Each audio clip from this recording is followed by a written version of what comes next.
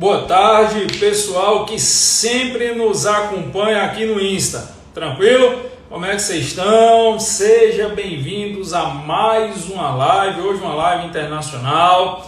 Eu vou conversar com a jornalista Kenia Winchester.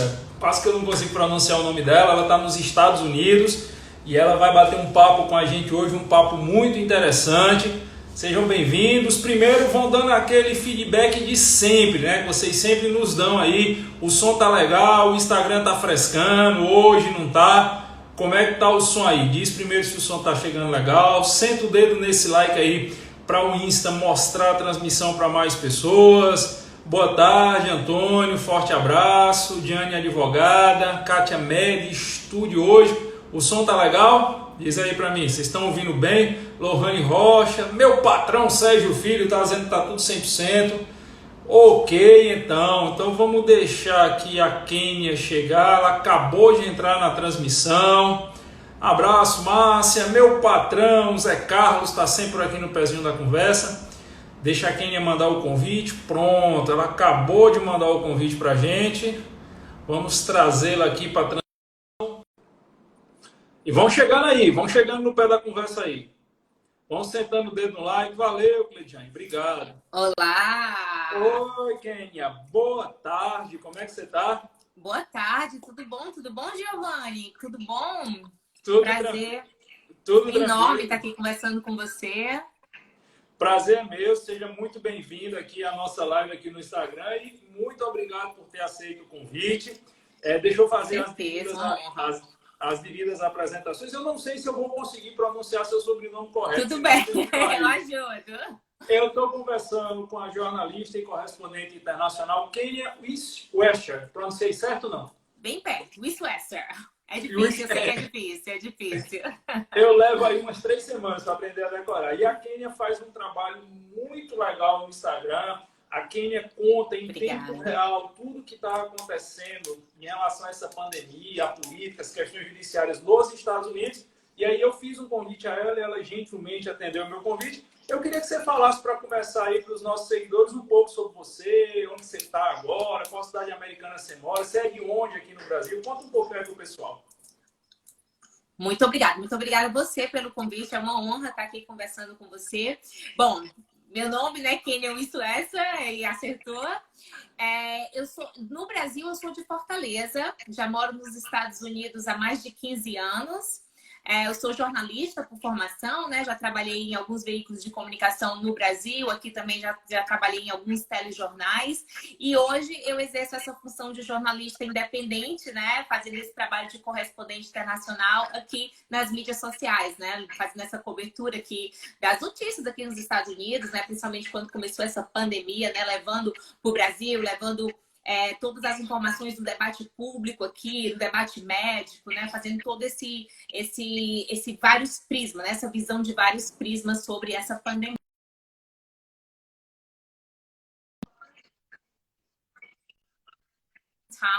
Eu tô a 1h30 de Nova York, da cidade de Nova York, e 1h30 da cidade de Filadélfia. Então, Allentown, né, que é a cidade onde eu moro aqui em Pensilvânia, é uma cidade que fica entre essas duas metrópoles, né?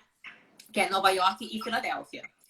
Perfeito. Então, você está bem no centro, quase no centro do coração financeiro dos Estados Unidos, aí, uma área de um potencial econômico fora do comum, e está acompanhando em tempo real, né? Uma curiosidade, você é de onde do Ceará? De Fortaleza? Fortaleza.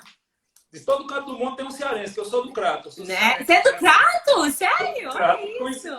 Coincidência. Mas você mora em Fortaleza ainda? Não, eu moro atualmente em Recife, eu estou fora do Ceará já há muito tempo. Eu fico... tenho uma ligação ainda, porque minha família toda ainda mora no Ceará, mas eu resido com minha esposa, minha filha em Recife há um bocado de tempo. Bom, legal. Vamos lá, vamos começar então. Eu vou abusar da sua boa vontade. Eu elaborei uma série de questionamentos aqui para que a gente possa tentar entender tudo que está acontecendo nos Estados Unidos e, com isso, traçar um paralelo com o que está acontecendo aqui no nosso país, ver como as coisas se comportam em ambos os países. E a primeira coisa que eu queria que você falasse é como é que está, de forma geral, a situação da pandemia aí nos Estados Unidos. Tá. Bom, gente, nos Estados Unidos, então vamos lá, né? Nos Estados Unidos, em termos de número, né, essa pandemia, ela assusta, né? Quando a gente fala assim em termos de número nos Estados Unidos. Nos Estados Unidos, nós já temos mais de 1.299 casos de Covid-19 confirmados, né? E o número de mortes total nos Estados Unidos já está ultrapassando a casa dos 77 mil, sendo Nova York quase metade de todos esses números, tanto de casos como de morte, né? Nova York é o epicentro da pandemia no país, né? E Nova York a gente já tem ali mais de 26 mil mortes pela Covid-19. Recentemente, na verdade foi ontem ou foi antes de ontem, desculpa, eu tô um pouco perdida com essa quarentena, gente. Mas no último pronunciamento do governador de Nova York, né? Antes de ontem. Foi Antes de ontem, pronto. No último pronunciamento do governador de Nova York, o Andrew Cuomo, ele veio com informação que, de certa forma, chocou, né? Trouxe muita estranheza para do que a gente se ouvia dessa pandemia, né? Pelo menos para a maioria das pessoas. Ele informou ali que um levantamento do governo de estado de Nova York mostrou que 65% das hospitalizações atuais no estado de Nova York são de pessoas que não saíam de casa, tá? Desses 65% hospitalizados hoje em Nova York, ali ele disse que mais de 80% são idosos que não saíam de jeito nenhum, nem para fazer uma compra rápida no supermercado. Né? Então, assim, claro que todo mundo ficou perguntando, e agora? Como é que pode isso, né? Porque a gente escuta que o isolamento total é o que é a saída, né? A única saída, mas diante disso, viu, Giovanni, aqui nos Estados Unidos, a gente já vem nesse debate há muito tempo com grandes epidemiologistas. E eu cito, por exemplo, o epidemiologista David Katz, que ele trabalha ali no Centro de Pesquisa da Universidade de Yale. E tem também o Ioannidis, da Universidade de Stanford. Eles já vêm alertando desde o começo dessa pandemia, tá, gente? Desde ali do começo de março. O meu áudio tá ruim? Não, não é o meu, tá um pouco alto. Pode continuar. Tá.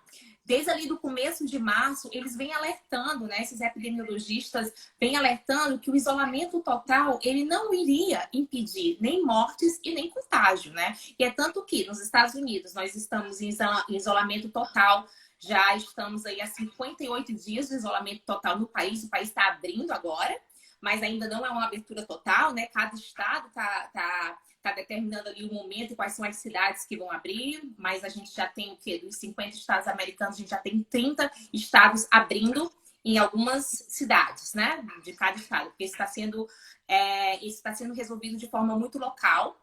E eu tô pulando muito nos assuntos, se eu estiver pulando muito não, nos fica à vontade, a gente tá aqui para... Porque dentro daqui eu posso... Eu vou até te atrapalhar. Você falou que metade das mortes registradas nos Estados Unidos são registradas em Nova York, né? Nova York. É bem razoável para que o nosso público aqui no Brasil tenha noção. É razoável porque Nova York é a maior megalópole do mundo. Pelo JFK, chegam voos de todas as partes do planeta. Isso. Pelo LaGuardia circula grande parte dos viajantes dos Estados Unidos. É um dos grandes hubs de distribuição de aviação. Acho que é Houston, no Texas, LaGuardia, o hub da United também. Então, é normal você imaginar que Nova York seja o epicentro da contaminação. Agora, me causou muita surpresa quando o governador de Nova York trouxe essa informação, porque parece-me que Nova York se fechou baseado nos estudos iniciais do Imperial College, lá de Londres. Sim. E o próprio Imperial College ele já reviu os estudos, o cientista-chefe que fez esses estudos, inclusive, foi pego pulando a cerca.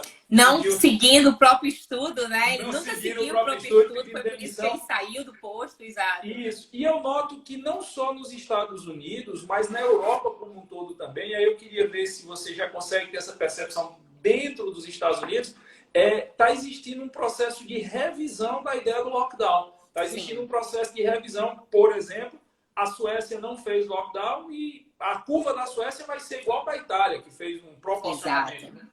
Como é que está essa questão, principalmente em Nova York, que você destacou, que é o epicentro da epidemia?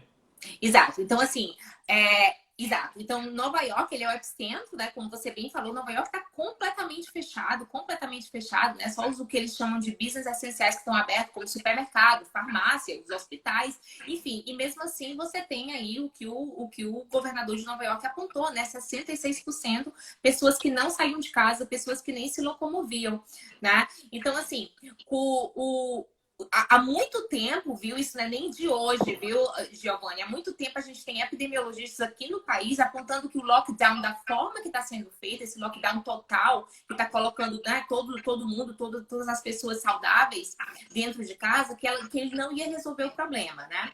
Então, o doutor David Katz, como eu falei, que ele é diretor do Centro de Pesquisa da Universidade de Yale, um epidemiologista, e ele também é formado em administração pública. Ele foi um dos primeiros ali em março que dizia que esse lockdown não ia funcionar. E ele falava, inclusive, o que a gente está vendo em Nova York. Ele falou já ali em março que vai chegar um ponto da pandemia que as pessoas vão estar em casa e vão se contaminar. Por quê? Porque o que ele defende? Ele defende que a única forma, de acordo com a ciência, a única forma da gente de se controlar uma pandemia viral como a do coronavírus é pela imunidade de rebanho, né? Então, assim, a imunidade de rebanho, para quem não sabe, a imunidade de rebanho nada mais é do que a gente tem na vacina. A vacina é uma imunidade de rebanho artificial, né? Ou seja, a imunidade de rebanho é quando a população tem o anticorpos daquele vírus. Então, o Dr. David Katz, ele já apontava ali no começo da pandemia, em março, no começo de março, ele postou um artigo no New York Times. Tem paper de Yale, eu acho que de 12 de março, falando isso. Eu estive lendo recentemente isso. Exatamente. Tem também estudos da Universidade de Stanford, ali na frente do Dr. Ioannidis, que falava a mesma coisa. Enfim, e ele já falava ali, né, que a gente ia chegar nesse momento, que as pessoas iam se infectar, se contagiar dentro de casa, porque o isolamento ele não impede nem impede mortes, nem impede que as pessoas se contaminem, né? Ele só vai jogando, ele só vai adiando, e vai chegar um momento que o vírus vai estar tão propagado no local que não vai fazer sentido, se você estiver em casa, você ainda vai se contaminar. E ele dizia exatamente isso, que a única forma. E ele dizia nesse artigo que ele postou no New York Times, já ali no dia 20 de março, ele dizia que a única forma era a imunidade de rebanho. Porque como acontece? A gente tem que proteger, realmente a gente tem que proteger o grupo de risco. Existe um grupo de risco aí da Covid, né? A Covid-19 é muito sério e fatal para esse grupo de risco. Pessoas estão morrendo, ninguém tá... Entendeu? Isso é sério. Mas a única forma da gente proteger esse grupo de risco de forma segura, de forma eficaz, é quando as pessoas que podem se contaminar, se contaminam, e daí essas pessoas servem como um bloqueio. Como um bloqueio, porque se eu já tenho anticorpos, eu não posso eu não passo mais para minha avó, ou para minha tia que tem asma, ou para minha prima que tem diabetes, entendeu? Eu sirvo como um bloqueio. Então, assim, isso foi o que epidemiologistas vinham debatendo o tempo todo, né? E agora que a gente está vendo esse dado de Nova York, principalmente, né, gente? Porque, assim, a gente tem que pensar que nos Estados Unidos, essa pandemia já dura 2 meses, né? Já estamos aí com quase 2 meses de calendário que a pandemia chegou no país. Então, agora, nós estamos tendo, né, os epidemiologistas estão usando dados reais e situações reais. Não são mais projeções, como do Imperial College, né? Imperial College eram projeções, eram números ali, e agora não. E eles fizeram uma projeção para a Inglaterra, que foi replicado Ctrl+C, Ctrl+V para outros países. E cada país tem suas particularidades. Aqui no Brasil, a previsão é de 1.040.000 mortos pela previsão inicial deles. 1.040.000 mortos. Por quê? Porque eles fizeram uma previsão para a região como logo a região da Inglaterra como um todo, né? Inglaterra, Escócia, Irlanda. E aí eles simplesmente replicaram um modelo de análise e jogaram esse modelo de análise para o restante do mundo. E a gente acabou, por exemplo, a Itália foi um dos primeiros países a comprar essa ideia do Imperial College e pagou um preço muito alto. E curioso que hoje a própria OMS está meio que retrocedendo no que disse no passado. Porque a OMS foi taxativa, lockdown, lockdown, lockdown. Agora, o modelo da Suécia. Eu acho isso interessante. Mas deixa eu te fazer... A OMS sempre chegando tarde na pandemia, né? Porque isso. A OMS primeiro falou que não existia pandemia na China quando Taiwan notificou. Taiwan ainda em novembro, se eu não me engano, de 2019, notificou 11 casos de uma pneumonia desconhecida de pessoas que vieram da China. Isso, depois houve a mesma notificação feita pela OMS, se eu não me engano, pela Índia. E a OMS dizendo que não existia, aí depois a OMS disse que era uma virose como H1N1 mais fraca. É tanto que no Brasil teve carnaval. Exato. Não, e a OMS... E a Só OMS disse depois também em janeiro, né, que não havia indícios de transmissão de pessoa para pessoa da Covid-19, mas isso Taiwan já tinha enviado dados que comprovavam o contrário. Então, eles ignoraram aquelas mensagens de Taiwan, aqueles dados de Taiwan, né, e foi com a palavra da China dizendo que não existia a transmissão de pessoa para pessoa. O que leva a crer também assim, que a China tem uma influência muito grande em cima da OMS. Porque hoje se sabe, o próprio Trump já declarou isso, o governo americano já declarou que existe uma suspeita muito grande que a China reteve a informação para poder ter tempo de acumular suprimento médico, né? É tanto que os Estados Unidos foram ter que buscar suprimento médico. Eu vi uma cena, até o meu time de coração do futebol americano, que é o Patriots, mandou o avião deles para buscar suprimento médico na China. A China estava estocada e o resto do mundo não estava. Mas deixa eu te falar. Isso o serviço de inteligência já provou. O serviço de inteligência americano já provou, né, informações ali que consta no serviço de inteligência que a China, ela já sabia dessa pandemia, ela sabia da gravidade, é tanto que ela estava estocando, né, tanto remédios como ventiladores, enfim, máscaras e tudo. Ela não estava mais exportando, porque ela precisava. Então ela sabia e não avisou. Ela fez um cordão sanitário, que só é possível também pelo modelo de governo chinês, em torno das principais cidades chinesas, principalmente da sede do Partido Comunista Chinês. É tanto que você quase não tem, nos grandes centros comerciais, e principalmente nos grandes centros turísticos da China, você não tem notícia de contaminação por uma profunda barreira sanitária que foi feita no país. Sim. A famosa covardia, para mim, isso é uma Não, com certeza. Também a outra informação, né, que o Serviço de Inteligência americano já sabe, já divulgou, é que a China, ela fechou as barreiras de Wuhan, né? Ela fechou todas as barreiras de Wuhan e cancelou todos os voos domésticos saindo de Wuhan para outros lugares da China, mas deixou voos internacionais abertos, permitiu, né? E Wuhan... Em pleno ano novo chinês, é bom que se diga, né? Em pleno ano novo chinês, Wuhan, como vocês sabem, né? Wuhan, ela tem um contato muito grande com a Itália, por causa da indústria da moda, né? Então, muitos viajantes de Wuhan, muitos chineses de Wuhan foram tanto para a Itália, como também para Nova York.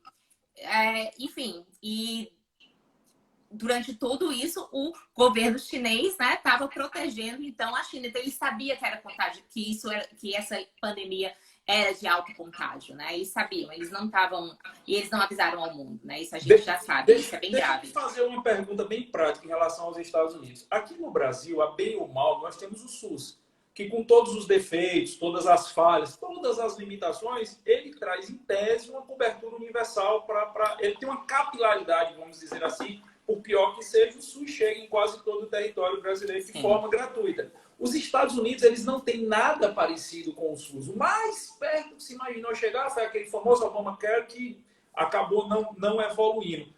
Como é que o americano comum está se portando, já que ele não tem esse sistema público de saúde? E saúde nos Estados Unidos é muito caro. Qualquer coisinha, 3, 4 mil dólares, aí você precisa ir no hospital. Como é que está funcionando isso para o americano comum? Olha, Giovanni, eu adoro essa pergunta, porque é o tipo de informação que eu vejo que está uma informação bem desencontrada aí, chegando no Brasil, né? Olha só, é verdade, o sistema de saúde americano, ele é todo privado, a gente não tem um sistema de saúde único, né? Um sistema de saúde público, mas o que as pessoas...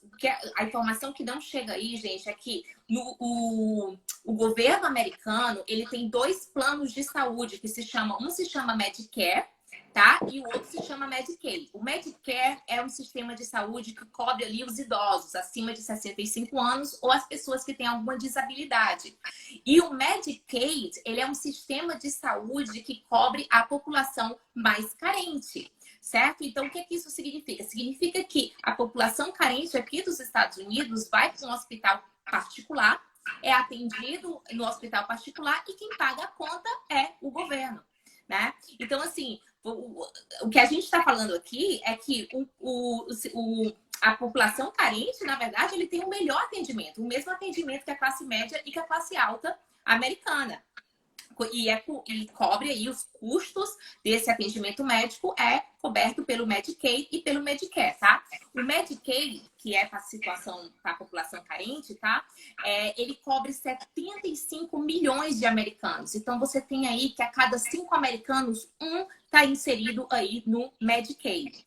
Então, durante essa pandemia, gente, nunca existiu essa história de americano que não foi atendido, de americano que morreu sem atendimento. Não existiu. O sistema de saúde dos Estados Unidos nunca colapsou, tá? Nova York é o epicentro. Vou pegar aqui os dados de Nova York, ó. Deixa eu só aqui clicar nos Estados Unidos para ver os números de Nova York atuais. Ó, o Nova York, por exemplo, tem 340, mais de 340 casos de coronavírus, né, positivos, casos positivos, e o sistema de saúde de Nova York nunca colapsou, certo? Nova York, né, ele na sua 340 mil, no caso, 340 mil. 340 mil casos de coronavírus positivo, né? E o sistema nunca colapsou, o sistema de saúde. O que foi que Nova York fez? Todos os seus hospitais da cidade, ele aumentou, né? Teve a capacidade aumentada em cerca de 50%. E foram construídos 4 hospitais extras e hospitais de campanha, além do navio ali do Exército, né? Do hospital navio do Exército. E, gente, o que a gente notou em Nova York, que é o epicentro da pandemia, Nova York tem metade dos casos de todo o país. É só em Nova York. O que foi notado em Nova York é que esses hospitais extras, esses hospitais de campanha, operaram bem abaixo da capacidade máxima. Porque os hospitais da cidade, com esses 50% de extensão, seguraram a pandemia, né? E quando a gente... Então, só para eu entender, eles fizeram lockdown em Nova York, mas ao mesmo tempo eles investiram na ampliação do sistema de saúde. Porque aqui no Brasil, o que está acontecendo é que muitos estados estão simplesmente investindo no lockdown sem ampliar o sistema de saúde de forma considerável. Exato. Então, assim, o lockdown, a função do lockdown foi essa, né? A função do lockdown foi exatamente para que a gente não tivesse o sistema de saúde colapsando, todo mundo doente ao mesmo tempo e acontecesse o que aconteceu na Itália, né? Porque foi isso que o mundo assistiu na Itália, né? Você lembra ali quando a pandemia estava na Itália, no pico da Itália, a gente tinha muitas notícias que os médicos italianos estavam escolhendo quem morre, né? E quem vive por falta de atendimento. Então, nessa época das notícias da Itália, era o que estava sendo muito falado aqui, né? De como era que o sistema de saúde ia segurar. E eu lembro que já nessa época, viu, Giovanni? Já nessa época das notícias da Itália, que assustou todos os países, né? Profissionais aqui dos Estados Unidos já apontavam que muito dificilmente, eles já diziam isso, né? Que muito dificilmente os Estados Unidos teriam uma situação como a da Itália, exatamente porque a gente tem um sistema de saúde todo privado, né? E o que é que eu quero dizer com isso, gente? Como o sistema de saúde americano ele é todo privado, ele já responde muito bem à demanda normal por per capita. Né? Porque é isso que o sistema privado faz. Né? O sistema privado ele sempre vai responder muito bem à demanda, até visando lucro, empregos, enfim. A demanda per capita do que o sistema público. O sistema público nunca vai conseguir responder da mesma forma, né? E aí eu cito o Mises, né? Que o Mises já explica muito bem como o sistema... Só para quem não sabe, que Mises é um economista austríaco que influenciou demais o pensamento econômico do século XX. Isso, exato. E o Mises, né, ele explica muito bem como o sistema público ele nunca vai responder da mesma forma do particular, porque ele não tem esses mesmos dados, né? Como ele não tem aquela visão do lucro, da efetividade, ele não tem como responder, né? O Mises ele vai explicando muito bem ali da própria base, né? De como o sistema público não tem como responder essa demanda. E foi isso que a gente viu aqui nos Estados Unidos, né? O sistema de saúde de Nova York segurou muito bem essa pandemia, né? Os hospitais da cidade, sim, estavam lotados, estavam muito próximos das suas capacidades máximas, mas os hospitais extras criados, e foram criados 4 hospitais extras, viu, Giovanni? Um deles foi o Javits New York Medical Station, que teve uma capacidade máxima para 2.500 leitos hospitalares e até ali, o começo de abril, só tinha tratado 700 pacientes. Isso numa cidade que a gente está vendo que foi a pandemia, né? Que foi ali o epicentro da pandemia, desculpa, o epicentro da pandemia. Agora, eu te pergunto, sem querer interromper, já interrompendo. Se Nova York é o epicentro, tem metade das mortes e dos casos, os Estados Unidos são amplos demais. Então, eu acredito que deve ter muitas regiões dos Estados Unidos que efetivamente não estão sofrendo tanto, ou estão sentindo muito pouco os efeitos da Covid, não é isso? Sim, sim. Nós temos então Nova York, né, com mais praticamente a metade dos casos dos Estados Unidos. E para você ter uma ideia, New Jersey, que é ali pertinho de Nova York, né, quem é familiar com os Estados Unidos até sabe que New Jersey não há muita separação, né? Mas New Jersey, por exemplo, está com 136 mil casos confirmados e Nova York está com 340. Então, assim, é uma diferença muito grande, né? Por uma distância quase, uma distância ínfima. Tem gente que mora no New Jersey e trabalha em Nova York. Olha, onde eu estou, né? Eu estou a 1 hora e meia de Nova York, né? E aqui o estado da Pensilvânia está com 57 mil casos confirmados, né? Então, assim, o pessoal sai de Nova York para fazer compra em outlet em New Jersey, então você vê como é pertinho, exato, né? Exato! E trabalhando também, né? Muita gente mora em New Jersey, trabalha em Nova York, e a mesma coisa aqui em Pensilvânia também. Eu conheço pessoas que moram aqui e trabalham em Nova York, né? E, enfim, todos os outros estados, ó, a gente tem Nova Jersey, que seria o segundo colocado, né? Assim, vamos dizer assim, de maiores casos depois de Nova York, e tá ali com metade dos casos de Nova York, né? Em seguida vem Massachusetts, que também é outra área bem perto de Nova York, né? Que tá ali com 75 mil casos, e depois vem Illinois, ali de Chicago, com 73 mil casos. Eu estava vendo alguns dados, no meio oeste americano, por exemplo, já é bem menor a incidência. Você tem bem menor. Dados, o Utah tá comparado com a costa leste. Quanto mais você chega no meio oeste americano, menos é a incidência, bem né? menos. Aí ela começa a crescer próximo à costa oeste. As costas, você está lá na Califórnia, você está do outro lado, eu estou vendo aqui que aumenta muito. Aí deixa eu te aproveitar e fazer uma pergunta. Aí nos Estados Unidos eu vi que foi criado um gabinete de crise. Esse gabinete de crise está sendo comandado pelo vice-presidente Mike Pence. Como é que o americano está vendo essa atuação do gabinete de crise?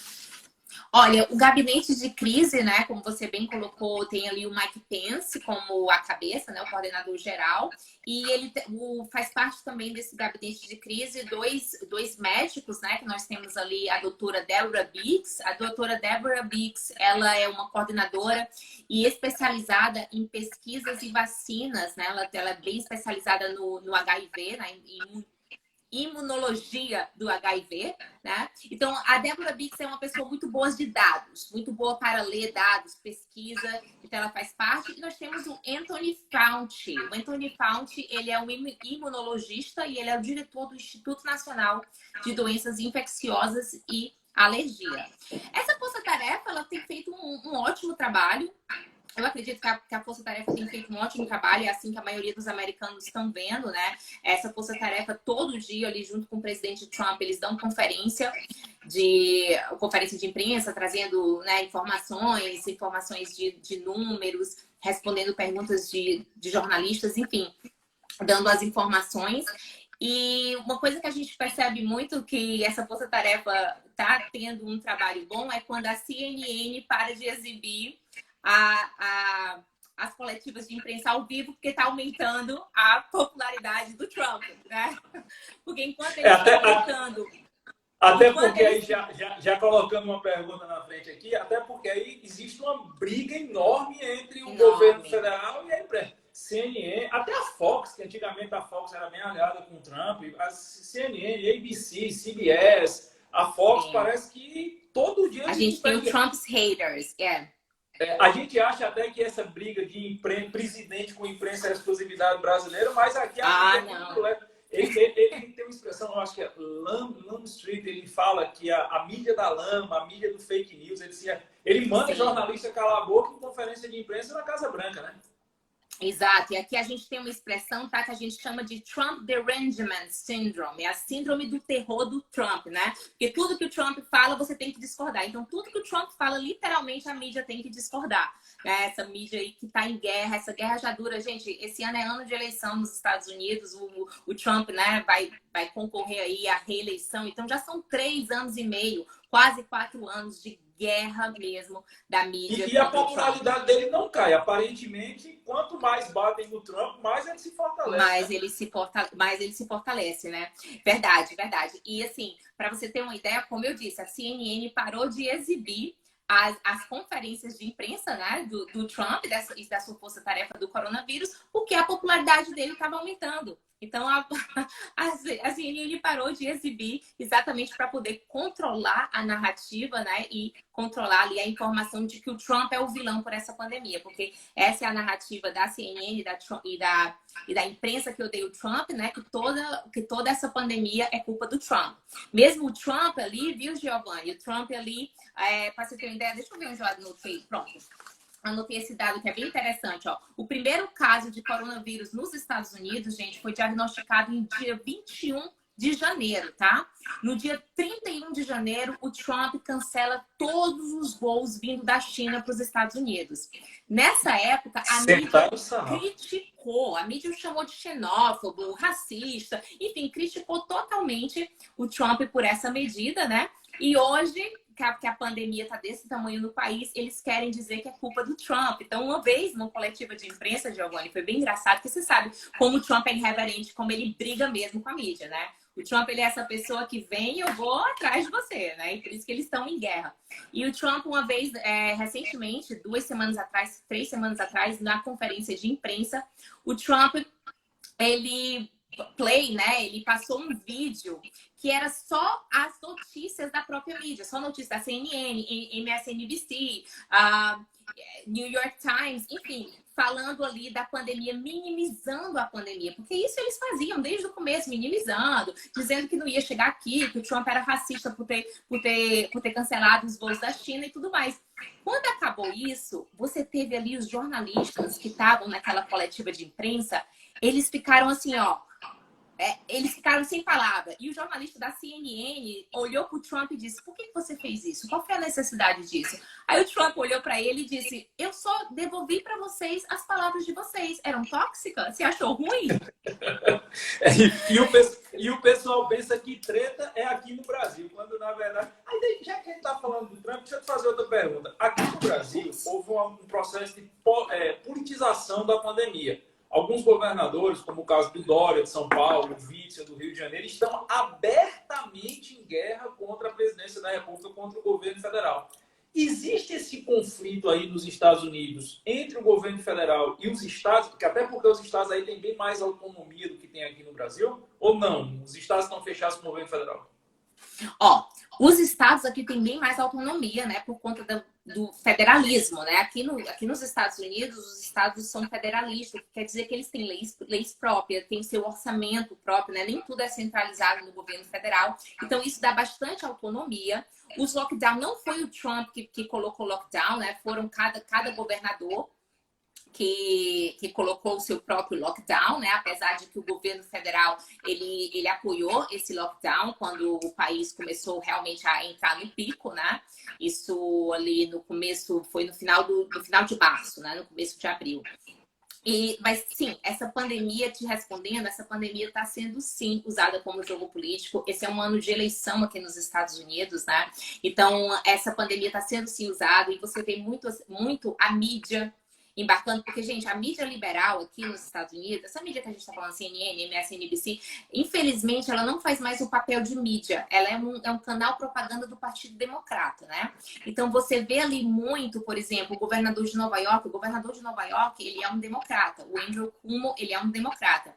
Então, você vê muita mídia querendo colocar o governador de Nova York como fazendo um excelente trabalho e o Trump um péssimo trabalho. Quando, na verdade, né, Nova York, se você for olhar para os fatos, gente, Nova York, por exemplo, Nova York não estava preparado para essa pandemia. Ela teve que pedir ajuda federal. E como eu falei no começo, né, aqui os estados são muito federativos, tem suas leis próprias, tem seu orçamento próprio.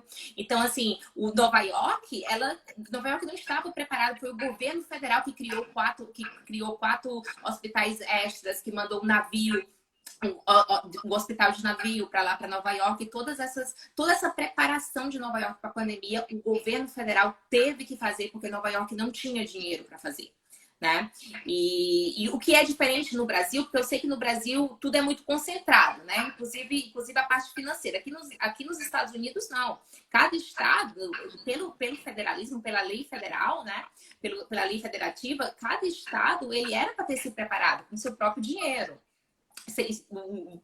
pedir recurso federal é um recurso a mais, né, de emergência quando você realmente precisa. Por exemplo, Nova York, nos últimos 10 anos, não vinha investindo em nada relacionado à saúde, principalmente uma cidade que sabe que sempre vai ser o epicentro de qualquer problema que tá no país. É verdade que Nova York veio desinfectar o metrô depois de 105 anos ou é fake news? 115 anos, não é fake news, 115 anos. O metrô de Nova York só foi desinfectado agora, dia 5 de maio. Dia 5 de maio. Essa pandemia já chegou no país ali no começo de fevereiro, né? Começo de fevereiro, final de fevereiro, essa pandemia chegou no país e só agora o metrô de Nova York está sendo limpo. Então, várias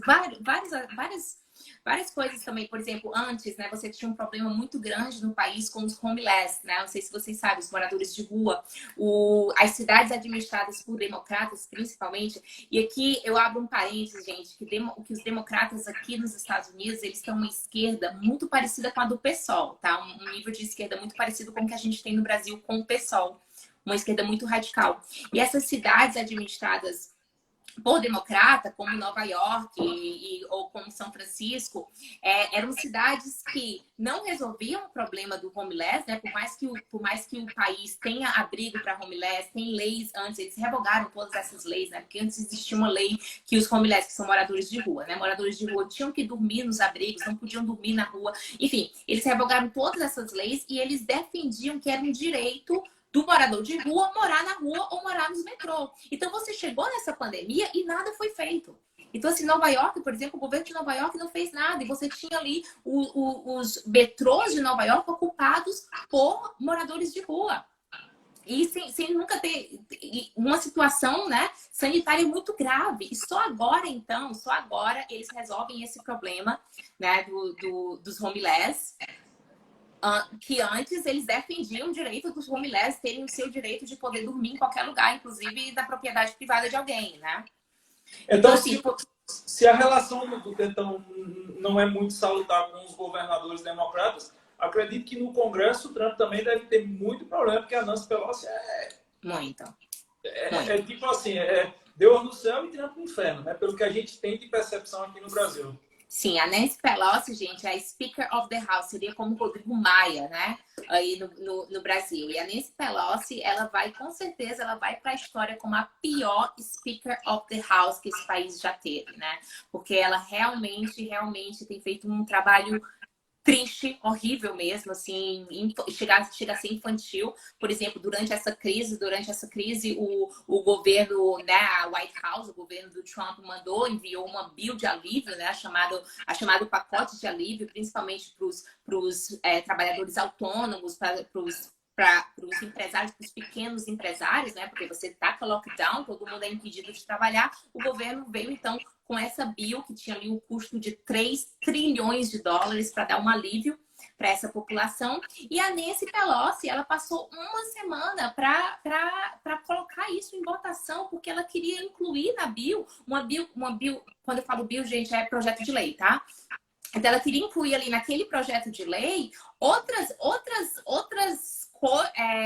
fatores, outras leis que faziam parte da agenda dela, como energia solar, como imposto para petróleo, coisas que não tinham nada a ver com a pandemia, né? E os republicanos, eles diziam isso. Como assim? Não tem nada a ver com a pandemia. A gente está querendo resolver o problema do americano, do cidadão americano que está passando fome agora. E ela passou uma semana para resolver. Enquanto isso, ela aparecia na mídia. Gente, ela aparecia na mídia tomando sorvete que custa 10 dólares o potinho, né?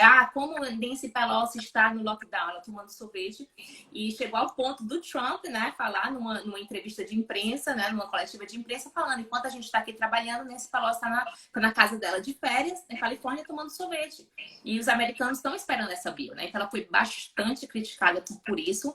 E finalmente a bill passou, né? Uma bill de 3 trilhões de dólares. Mas o tempo todo, Nancy Pelosi, ela tentou aí barrar e tentou colocar outras coisas que não tinha nada a ver numa bill de alívio, né? Para passar na sua agenda. Qualquer semelhança com o Brasil não é mera coincidência. Exato. E aqui no Brasil se fala muito da atuação do STF.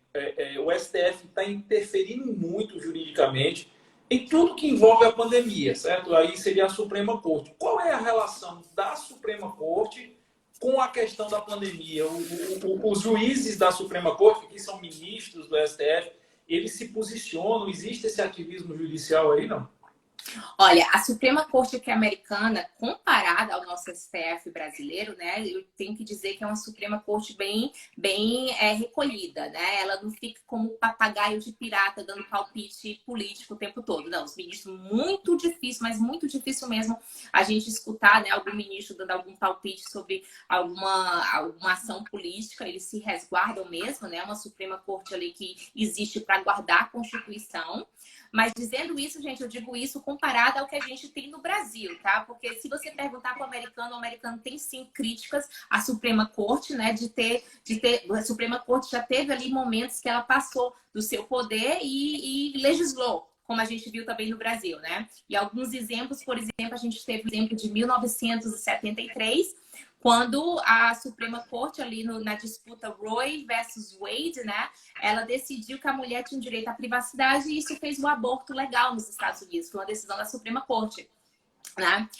Em 2015 também decidiu a mesma coisa pelo casamento do mesmo sexo, né? Com a decisão da Suprema Corte. Então, assim, ela claramente, nesses dois exemplos, ela claramente ultrapassou os limites da sua autoridade, né? Porque ela cria lei a partir do tribunal, que não é, né, pela Constituição, não é a função da Suprema Corte, né? O Obamacare foi outro exemplo, né? O Obamacare, o que foi o Obamacare, gente? O Obamacare foi um seguro de saúde, né? Um plano de saúde na qual todo americano era obrigatório a pagar esse seguro de saúde, esse Obamacare. Se você não tivesse um outro seguro de saúde, outro plano de saúde, você tinha que pagar o Obamacare, obrigatório. Se você não pagasse, você tinha uma multa ali no seu imposto de renda anual. Então, isso vai totalmente contra, né, a liberdade. A Constituição americana não dá esse poder à Casa Legislativa, né? Nesse caso foi o Congresso e o Senado, né? Foi o Poder Executivo, foi na época do Obama, né? O Obama enviou essa lei para o Congresso e para o Senado. E a Constituição americana, ela não dá esse poder do Congresso e do Senado obrigar o cidadão a comprar um serviço, seja qualquer ele, né? E a Suprema Corte... E o americano tem muito isso, né? O norte-americano, principalmente em algumas regiões, tem muito isso de defesa da liberdade. Eu estava vendo, por exemplo, que em Michigan, teve gente que tomou as ruas armado para manter o comércio aberto. A Federação Nacional do Rifle nos Estados Unidos é talvez uma das instituições mais fortes da sociedade civil lá. Ela apoiou abertamente que as pessoas se posicionassem diante dos governos estaduais armados para defender o que eles julgam ser um direito que não pode ser tolhido por ninguém. Aí eu te pergunto, qual é a perspectiva que vocês estão tendo aí para a economia nos próximos meses? Porque aqui eu vou falar do Brasil. Principalmente depois de hoje, da prorrogação do fechamento de São Paulo, decretado pelo Dória, as previsões, as perspectivas é que o Brasil vai entrar na pior crise econômica de toda a sua história. Se fala em 20 a 30 milhões de desempregados, algo em torno aí de fechamento de mais ou menos 25% das empresas no Brasil. Muito e triste, um crescimento econômico que ninguém nunca viu. Quais são as perspectivas para os Estados Unidos? Olha, os Estados Unidos, ele já está numa recessão econômica, né? Agora são mais de 30 milhões de desempregados desde que começou esse lockdown, tá? A taxa de desemprego, estava vendo esse dado hoje, foi divulgado hoje, inclusive, a taxa de desemprego no país já está de 14,7%. Para você ter uma ideia, tá, Giovanni? Há 2 meses atrás, antes dessa pandemia, a taxa de desemprego dos Estados Unidos era de 3,5%. Hoje, nesse momento, está de 14,7%. Só para título de comparação, tá, gente? Em 2009, quando os Estados Unidos teve aquela recessão de 2009, a taxa de desemprego chegou a 10%. Então, a gente está aí, ó, a maior em décadas, né? Só não ainda da recessão, ali na depressão, né? A depressão de 1930, a taxa de desemprego chegou a 23% e nós já estamos aí com 14,5%, né? 14,7%, na verdade. Então, são mais de 30 milhões de americanos desempregados.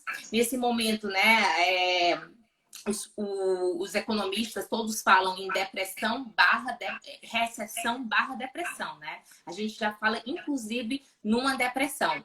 Eles falam muito que talvez a única alternativa que mude esse cenário tão negativo, né, que eles têm do país, seria se viesse uma vacina, né? Porque eles falam que se a vacina aparecesse para essa pandemia, a gente teria, então, uma recuperação em V, né? Aquela recuperação econômica em V. Mas, enfim, isso ninguém sabe, né? Quando se fala numa vacina, ainda é muita... não há nada concreto ainda, né? Então, assim, a gente está nesse momento... Você falou das liberdades, né, Giovanni? Giovanni, a gente está exatamente nesse momento no país. Os americanos, eles estão brigando por sua liberdade. Semana passada foi uma semana de várias reivindicações em vários estados. Em Michigan, tivemos reivindicação aqui em Pensilvânia, em Pittsburgh, reivindicação na Flórida, na Califórnia, no né? Texas também. No Texas, as pessoas indo às ruas contra o lockdown, né? Os americanos... Por quê? Porque a gente chegou nesse ponto, gente, que no cenário público, né? No debate público, já a gente está questionando bastante a efetividade do lockdown, né? A efetividade do lockdown. Porque primeiro você tinha o lockdown para que o sistema de saúde não entrasse em colapso, o sistema de saúde americano não colapsou. Muito pelo contrário, né? Muito pelo contrário. Quando eu falei isso, muito pelo contrário, os hospitais estão vazios. A gente está com problema de hospitais vazios, tá? Eu tenho a minha cunhada, ela é enfermeira e o irmão dela é médico, então eu tenho sempre informação vindo quentinha ali do setor de como estão os hospitais, e o hospital aqui da cidade, que é o melhor hospital, que é o maior hospital da cidade, ele já cortou a sua folha de pagamento em 20%. Por quê? Porque os hospitais estão vazios, isso no mundo todo, né? Vem sendo mostrado aí pela mídia que no mundo todo, no país todo, desculpa, no país todo nós temos hospitais vazios. Então a gente falava que primeiro essa pandemia, esse lockdown seria para o sistema para salvar o sistema de saúde, e a gente está quebrando o sistema de saúde. Então o que mais que a gente está quebrando? A gente está quebrando a vida de pessoas. E quando a gente fala de economia, a gente fala de vida. Né? Não existe essa distinção de vida e economia, né? Economia é vida, né? Já dizia, aí eu vou citar um outro escritor que eu gosto muito, que é o Frederic Bastiat, né? Ele já dizia o que é o homem. O homem é a sua liberdade e a sua produção, né? Esse é o homem, que são ali direitos naturais do homem, né? Que inclusive, quando a gente fala de história americana, né? Voltando ali para os pais fundadores, essa é a história americana, né? A frase famosa, né, na Declaração de Independência Americana é exatamente a liberdade, né? The liberty and the pursuit of happiness. Né? A liberdade e o direito de busca pela felicidade, né? Então, os americanos, eles estão muito nisso, brigando pelo seu direito, né? Essa semana, né? Ontem nós tivemos um caso de uma cabeleireira no Texas, não sei se vocês estão sabendo desse caso.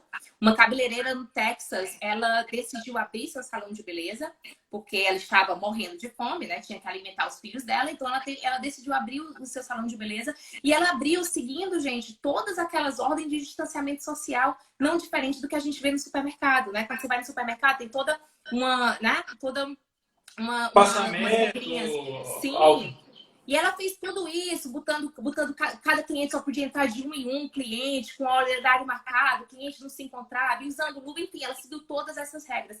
Mesmo assim, né, isso em Texas, Texas é um estado bem conservador, né? Talvez o estado mais conservador dos Estados Unidos, né? E ali em Dallas, Texas, a polícia veio, prendeu o seu salão de beleza, ela foi levada para a corte, e o juiz, que era um juiz altamente liberal, né, o juiz humilhou ela e queria que ela se ajoelhasse pedindo desculpa, porque falou que ela agiu de forma selfish, né, de forma egoísta. E ela disse: não, juiz, desculpa, mas eu não fui egoísta, porque eu quero alimentar meus filhos. Então você está vendo uma situação, gente, na qual, por um lado, a gente tem autoridades soltando presos, né, Giovanni? Aqui estão soltando presos também. Aqui no Brasil também. Aqui no Brasil, o líder de PCC está na rua. Aqui também é a mesma coisa. Nova York fez isso, São Francisco fez isso, várias cidades liberais fizeram isso também. Então você está soltando criminosos por causa da Covid-19 e está prendendo uma mãe de família que quer alimentar os filhos. Então foi um absurdo aqui no país. Ela dormiu na cadeia, para você ter uma ideia. Aqui nos Estados Unidos, tá, gente? Quando você vai para a corte, você tem uma sentença, você só sai da corte direto para a prisão se você for uma pessoa de alta perigosidade, né? Uma pessoa enfim, que seja muito perigosa. E se não, você pode ir para casa esperando ali o decorrer da sentença, o seu advogado apelar, enfim. E aqui não, esse juiz mandou ela direto para a prisão. Então, assim, ficou todo mundo assim, como assim? Qual era o perigo que ela oferecia? Vocês estão soltando bandido e uma mãe de família que quer alimentar os filhos, né? Foi direto para a prisão, ela dormiu uma vez na prisão, né? E esse juiz botou ali uma sentença, né? De uma multa de $7.000. Ela só poderia sair mediante essas $7.000. No país fizeram uma vaquinha, famosa vaquinha, né? O GoFund. Mas, enfim, mas não precisou porque a Suprema Corte, e aqui nos Estados Unidos, gente, existe Suprema Corte por estados também. Então, a Suprema Corte de Texas interviu e ela foi solta ontem. Então, para vocês verem um absurdo. Eu não sabia desse caso e muito me chama a atenção porque o Texas, ele tem um histórico conservador extremado, né? O texano comum, ele é muito parecido com... Eu brinco dizendo que ele é muito parecido com o gaúcho tradicional aqui, no sentido de apego aos valores da terra. Realmente é muito triste. Aqui no Brasil, a gente está vivendo isso também. Aqui no Brasil, diuturnamente, nós estamos vendo trabalhadores, pais de família sendo presos, sendo humilhados e, ao mesmo tempo, líderes do BCC sendo colocados em liberdade. Kênia, nosso tempo está chegando já perto do final, mas antes de terminar, eu queria dizer a todo mundo que esse está sendo um papo rápido. Vocês vejam como é bom conversar com uma jornalista experiente, que tem experiência como correspondente internacional. Eu reputo a todo mundo, quem não acompanha o trabalho da Kênia no Instagram, @Kênia com 2Ns.wr. Falei certo? Falou certíssimo, exatamente. Então, galera que está nos acompanhando aí, escreve aí para a gente, por favor, nos comentários. @Kênia 2Ns .wr. Obrigada, ela faz um trabalho fantástico, ela acompanha em tempo real o que está acontecendo nos Estados Unidos e é sempre bom a gente ter um parâmetro, porque a gente acha que as coisas só são aqui no Brasil. A gente acha que a briga da imprensa com o presidente é no Brasil, a briga dos governadores... E a gente vê que isso não é exclusividade brasileira, porque essa pandemia, na minha percepção, há muito já deixou de ser um caso de saúde pública e se tornou essencialmente um caso de política. E de polícia também, em certos momentos. Sim. E você vê que está todo mundo tentando usar isso aí. Existe uma agenda globalista, que não é o objetivo da nossa conversa, mas existe uma forte agenda globalista, que eu sou revoltado com essa agenda globalista. Eu sou revoltado com a Fundação do Jorge Soros. Podem gostar dele quem quiser. Eu sou revoltado com as posturas da Fundação da Meline, do Bill Gates, mas existe toda uma agenda globalista que está se aproveitando disso, existe toda uma guerra econômica. Então, é legal a gente saber o que se passa. A mídia aqui no Brasil, Kênia, ela é muito pouco confiável. Certo? Você vê uma CNN Brasil, você vê uma Globo News. Desculpa eu falar da Globo, eu sei que você foi correspondente da Globo, mas é um fato. Não, pode falar. Sem querer me desrespeitar, você foi correspondente da Globo Internacional, mas a Globo News, o G1 em si, o sistema G1, a CNN, é dantesco o que a gente está vendo aqui. Então, é sempre bom você se informar por mídias independentes, por jornalistas independentes que não estão mais presos, como é o seu caso. Por isso que eu sempre recomendo aos nossos alunos, se puderem acompanhar o seu trabalho, até porque eu fico pensando o que seria essa pandemia sem a internet. Se essa pandemia tivesse acontecido há 15, 20 anos, nós estávamos completamente nas mãos do estabelecimento da mídia e a gente ia engolir tudo que eles dissessem. E é por isso que eles estão tentando nos calar, né? Porque você tem aí, eles estão tentando, inclusive as Big Techs, né? As próprias Big Techs, YouTube, Twitter, estão censurando informações. O próprio Instagram, ele derruba a transmissão, derruba a postagem se você falar certas palavras ou usar certas tags na sua postagem. O YouTube faz. Porque eles perderam a narrativa. Hoje eu não preciso mais seguir a narrativa da CNN. Eu posso ver o seu comentário e desenvolver minha própria opinião. Então, eu recomendo demais. Quem não segue a Kênia no Instagram, siga.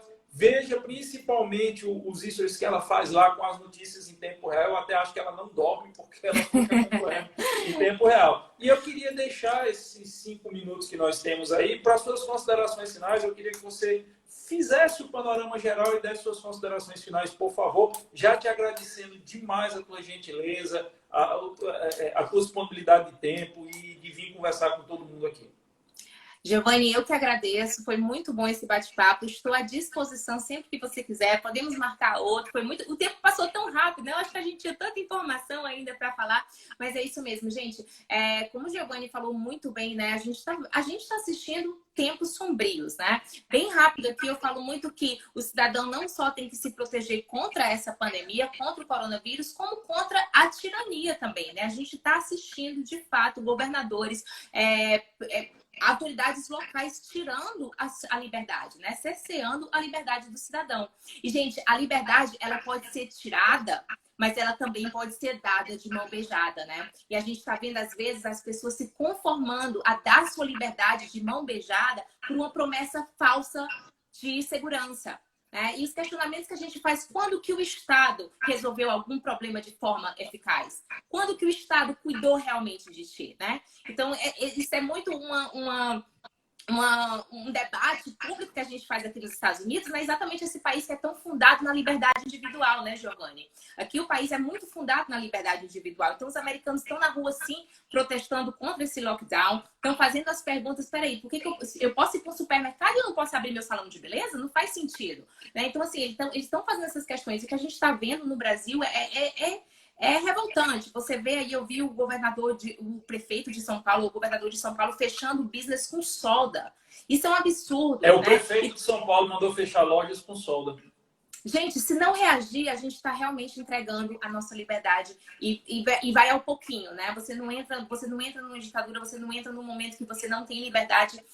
O governador de Fortaleza, por exemplo, quer agora multar quem propagar fake news. O que é fake news para ele? Qualquer observação, qualquer conclusão diferente da do governo. Então, é muito sério esse momento que nós estamos passando e eu acho que todo mundo tem que saber realmente o que está acontecendo, saber que eles estão realmente querendo fechar o debate público, né, contra essa pandemia, que essa pandemia nem os especialistas sabem do que está acontecendo. Você tem especialistas errando o tempo todo, a OMS errou o tempo todo, né? Você tem aí o Imperial College que errou o tempo todo. Então, quem são eles para dizer quem é que está propagando fake news? Não, eles querem realmente acabar com o debate, porque eles querem uma obediência inquestionável. Isso não existe, quer dizer, existe em ditadura, né? Foi assim na China. E hoje o mundo está vendo o perigo de se ter uma informação controlada pelo Estado.